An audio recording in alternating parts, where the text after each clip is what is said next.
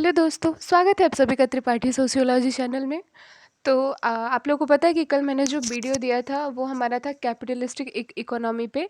पूंजीवादी अर्थव्यवस्था क्या है ये हम जाने थे। और आज हम जानेंगे कि सोशियोलॉजिस्ट इकोनॉमी क्या है, समाजवादी अर्थव्यवस्था क्या है, और इसके बाद हमारा टॉपिक रहेगा मिश्रित अर्थव्यवस्था, मिक्सड इकोनॉमी क्या है। तो कल पूंजीवाद अर्थव्यवस्था में हमने जाना कि पूंजीवाद मीन्स ये चीज़ हमने देखा है कि मतलब निजी हाथों में जो भी उत्पादन होता है वो निजी हाथों में होता है। उस मतलब उन उत्पादन के साधनों पर जो नियंत्रण होता है वो निजी हाथों में होता है। और इसी तरह आज हम जानेंगे कि समाजवादी अर्थव्यवस्था क्या है, और इस समाजवादी अर्थव्यवस्था के दोष क्या क्या हैं, और इनकी विशेषताएं क्या है, इनका महत्व क्या है, और इनसे हानि क्या है। क्योंकि इसमें भी कुछ ना कुछ हानियाँ हैं। तो इसके विषय में आज हम जानेंगे। तो वीडियो स्टार्ट करने से पहले मेरा आप लोगों से रिक्वेस्ट है, मेरे वीडियो को लाइक कीजिए, शेयर कीजिए, सब्सक्राइब कीजिए, और कोशिश कीजिए ज़्यादा से ज़्यादा स्टूडेंट तक इसको पहुंचाने के लिए। क्योंकि और बेल आइकन को दबाना मत भूलिए, क्योंकि आप लोग सपोर्ट करते हैं तो ही मुझे ये वीडियो बनाने में अच्छा भी लगता है, और मैं और अच्छे से इसको बनाती हूँ। तो आप लोग प्लीज़ वीडियो को लाइक करते रहिए, शेयर करते रहिए। सो अब हम अपना वीडियो स्टार्ट करते हैं। तो हम यहाँ पे देखते हैं कि सबसे पहले हम जानेंगे कि समाजवादी अर्थव्यवस्था है क्या। तो समाजवादी अर्थव्यवस्था पूंजीवाद के बाद का स्टेप है, और इन दोनों का जो अभी भारतवर्ष में जो अर्थव्यवस्था चल रही है वो मिक्सड इकोनॉमी है। यहाँ पे अभी मिश्रित अर्थव्यवस्था चल रही है जिसमें पूंजीवाद का भी कुछ हाथ है और समाजवाद अर्थव्यवस्था का भी कुछ हाथ है। तो अभी प्रेजेंट में जो भारतवर्ष में अर्थव्यवस्था है वो मिक्सड इकोनॉमी है। तो अभी हम इस वीडियो के बाद से मिक्सड इकोनॉमी पे बात करेंगे।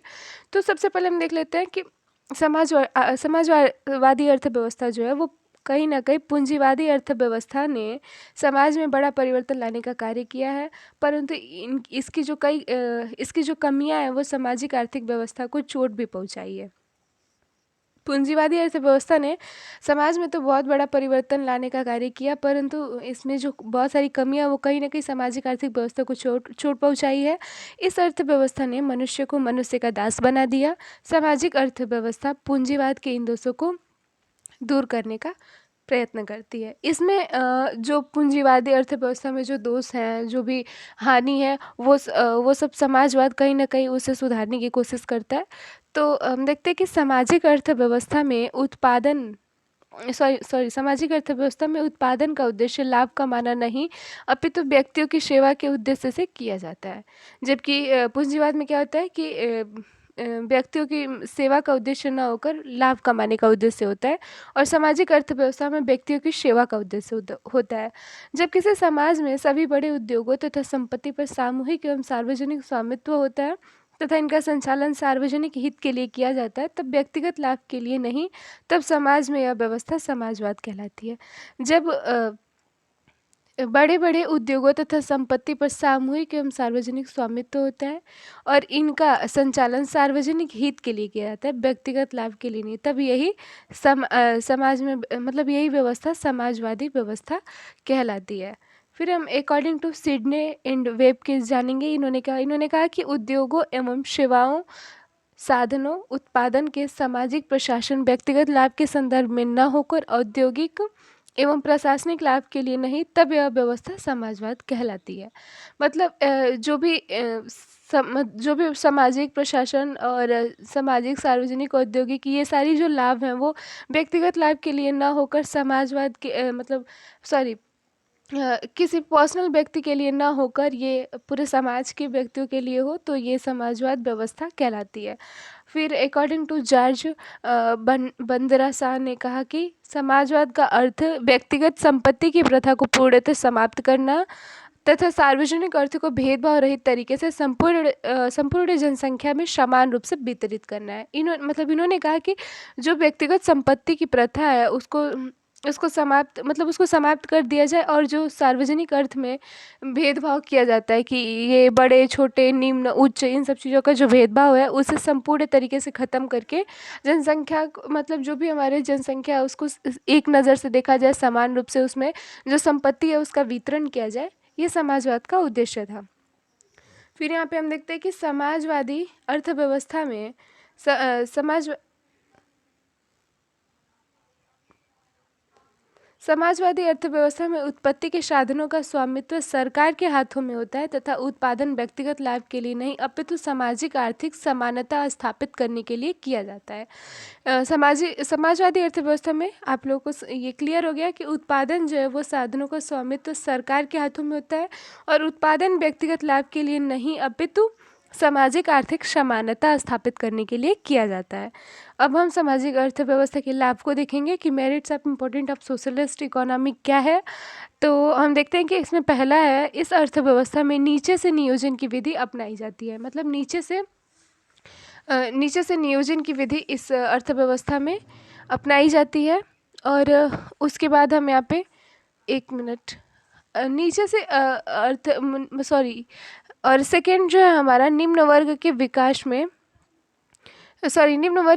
पर ज़्यादा ध्यान दिया जाता है। तो यहाँ पर हम देखते हैं कि ये पहले हम इसको समझ लेते हैं कि ये नीचे से नियोजन की विधि क्या है।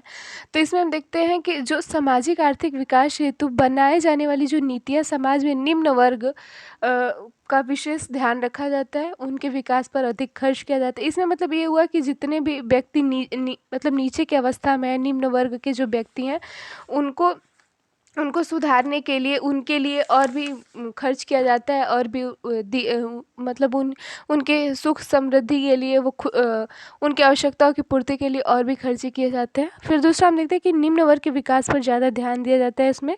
उसके बाद है औद्योगिक उत्पादन का नियंत्रण पूर्णतः सरकार पर होता है। जो भी औद्योगिक उत्पादन होता है उसका पूर्णतः सरकार पर होता है नियंत्रण। भारतवर्ष जो कि आज विकसित देशों के साथ प्रतिस्पर्धा कर रहा है वो समाजवादी अर्थव्यवस्था की ही देन है। तो ये सब इसका महत्व हो गया। अब हम इसकी कैरेक्टरिस्टिक ऑफ सोशलिस्ट इकोनॉमी, इसकी विशेषताओं को देखेंगे। तो पहले इसकी विशेषता है कि आर्थिक नियोजन समाजवादी अर्थव्यवस्था का अभिन्न अंग है। दूसरा है उत्पत्ति के साधनों पर स्वामित्व सरकार का होता है। जो उत्पत्ति मतलब जो भी चीज़ें प्रोडक्ट होती हैं उस पर जो नियंत्रण है वो निजी हाथों में ना होकर किसी व्यक्तिगत हाथों में ना होकर व्यक्तिगत रूप से ना होकर वो सरकार के साधनों पर होता है तथा सरकार ही सेवाएं एवं वस्तुओं का नियोजन करती है। तीसरा है जनहित को ध्यान में रखते हुए वस्तु एवं सेवाओं का मूल्य पूर्णतः सरकार द्वारा ही निर्धारित किया जाता है। चौथा हम देखते हैं कि समाजवादी अर्थव्यवस्था का उद्देश्य सामाजिक आर्थिक समानता स्थापित करना होता है। फिर हम पांचवा देखते हैं कि इस व्यवस्था में कुछ उद्योगों का स्वामित्व निजी हाथों में दे दिया जाता है। मतलब जितने होते हैं वो सारे तो सरकार के हाथों में होते हैं, परंतु कुछ ना कुछ उसमें निजी हाथों में भी उत्पादन के क्षेत्र को दे दिया जाता है। फिर हम देखते हैं कि इसमें व्यक्ति हित को न ध्यान देकर सामाजिक हित की बात की जाती है और इसमें प्लानिंग फ्रॉम वैल्यू की संज्ञा मतलब नीचे से नियोजन की संज्ञा दी जाती है। इस अर्थव्यवस्था में नियोजन केंद्रीय संस्था द्वारा संचालित होती है। तो ये हो गया हमारे कैरेक्टरिस्टिक्स सोशलिस्ट इकोनॉमी के। अब हम यहाँ पे देखते हैं कि डीमेरिट्स ऑफ सोशल इकोनॉमी, इसके दोष क्या क्या हैं, इस समाजवादी अर्थव्यवस्था के दोष क्या है। क्योंकि अगर लाभ है, इसकी इम्पोर्टेंस है, इसकी विशेषताएं है, तो हानि भी इसकी होंगी ही होंगी। तो इसमें जो हानि है और पूंजीवाद की जो हानि, इन दोनों को मिला करके मिश्रित अर्थव्यवस्था बनाया गया। मतलब जो चीज़ें पूंजीवाद में कम रह गई वो समाजवाद ने उसको पूरा करने का कोशिश किया, लेकिन समाजवाद भी कहीं ना कहीं उसमें अधूरा रह गया, जिसकी वजह से एक मिक्सड इकोनॉमी हुई, मिश्रित अर्थव्यवस्था, जो हम जानेंगे। तो डीमेरिट्स पे हम देखते हैं कि यह अर्थव्यवस्था भी कुछ न कुछ कठिनाइयाँ उत्पन्न करती है, विशेषकर तब जब यह अर्थव्यवस्था व्यवहार में अपनाई जाती है। जैसे सरकार निर्माण में अत्यधिक काला धन खर्च होता है। तो हम यहाँ पे देखते हैं कि समाजवादी अर्थव्यवस्था में जो उत्पादन के साधनों पर स्वामित्व जो सरकार का होता है, किंतु वर्तमान में सरकार निर्माण के अत्यधिक जो काला धन खर्च होता है उसकी व्यवस्था अनेक पूंजीपतियों द्वारा ही की जाती है। सरकार बन जाने के बाद यही पूंजीपति सरकार को अपने हित में आर्थिक नीतियों का निर्माण करने के लिए विवश करते हैं। कुल मिलाकर सरकार जो है वो पूंजीपतियों के हाथ की कठपुतली बन जाती है। यही स्थिति समाजवाद की धारणा को ठेस पहुंचाती है। तो ये हो गया। अब दूसरा हम देखते हैं कि तीव्र राजनीतिक परिवर्तन भी समाजवादी अर्थव्यवस्था को हानि पहुंचाती है। तो तीव्र राजनीतिक परिवर्तन जो है वो ये है कि सरकार के गिर जाने का भय जो होता है वो स्वयं सरकार को सदा बना रहता है। मतलब वो उस मतलब खुद गिर जाने का भय उसे स्वयं बना रहता है, और इसके लिए वो सरकार से जुड़े लोग तीव्रतापूर्वक अधिकाधिक धन कमाने के प्रयास में लगे रहते हैं। फिर जो जनता के हित पर खर्च होने वाला जो धन होता है वो सरकार के अवैध खाते में चला जाता है, और इस तरह से कहीं ना कहीं यह समाजवादी अर्थव्यवस्था को हानि पहुंचाता है। फिर तीसरा है, समाजवादी अर्थव्यवस्था में सरकार का उद्देश्य आने वाले चुनाव के माध्यम से पुनः सत्तासीन होता है। तो हम यहाँ पे देखते हैं कि अ, मतलब जो जनता वोटों की आवश्यकता होती है, मतलब कोई भी सत्ता बनाने के लिए जनता की वोटों की आवश्यकता होती है। वोट पाने की लालसा में जो सरकार है वो राजकीय धन को ऐसे कार्यों में खर्च कर देती है जो लोकप्रिय तो होते हैं किंतु कल्याणकारी नहीं होते हैं। इसलिए सामाजिक आर्थिक विकास के सामाजिक आर्थिक कल्याण कार्यक्रमों में क्रियान्वयन की आवश्यकता होती है, लोकप्रिय कार्यक्रमों की नहीं। तो इसमें इसका ह्रास होता है। अब हम देखते हैं चौथा है, समाजवादी अर्थव्यवस्था में सरकारी कार्यकुशलता संदेह के घेरे में रहती है। तो जो अपनी इस कमी को छिपाने के लिए सरकार जो पूर्णतः नौकरशाही पर आश्रित हो जाती है, इसमें जो नौकरशाह न केवल कार्य से विमुख होते हैं बल्कि जो सार्वजनिक कल्याण हेतु अनुदानित धन का एक बड़ा हिस्सा भी स्वयं हड़प कर ले जाते हैं। तो ये थी हमारी अर्थव्यवस्था, सामाजिक अर्थव्यवस्था। इसके बाद हम मिक्सड इकोनॉमी पे बात करेंगे, वो क्या है उसके विषय में जानेंगे। तो हमने जानना कि समाजवादी अर्थव्यवस्था क्या है और पूंजीवादी अर्थव्यवस्था क्या है। इन दोनों का चैप्टर हमारा क्लोज हुआ। अब हम मिक्सड इकोनॉमी पे बात करेंगे।